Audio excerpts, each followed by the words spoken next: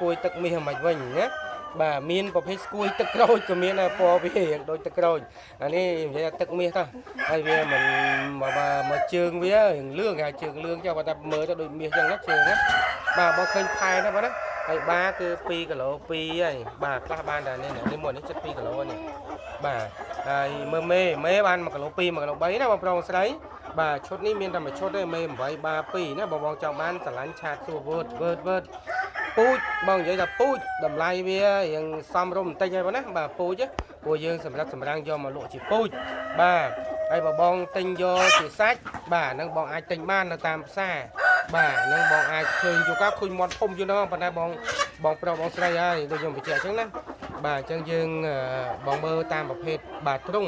បាទទ្រុងណាដែលគេចិញ្ចឹមពូជណាបងមើលទ្រុងមកណាបាទអញ្ចឹងបងអាចកំងបានហើយទិញដោយទំនុកចិត្តទិញអីវ៉ាន់បានអីវ៉ាន់មកណាបាទទិញមាត់បានមាត់ហើយសម្រាប់កសិដ្ឋាន400ធានាខុសត្រូវធានាផ្ញើគ្រប់25ខែត្រង់ណានេះបាទទឹកមាស2ហើយមេ8ណាមេ8នេះបងមើលផែនមេហ៎ហើយមេនេះអស់ធំទៅ2គីឡូ2គីឡូ2គីឡូកន្លះណាបាទมันនៅតែប៉ុណ្្នឹងឯងអានេះទឹមកំមុំទេបាទហើយកមុំហ្នឹងគឺគេហៅថា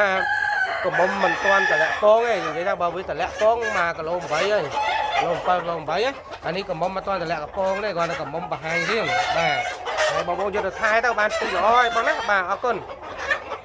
នេះមើលបាពីនេះបងគ្រូណាបាទនេះមេមើលជើងគេបាទនេះមើលជើងគេណាឃើញទេ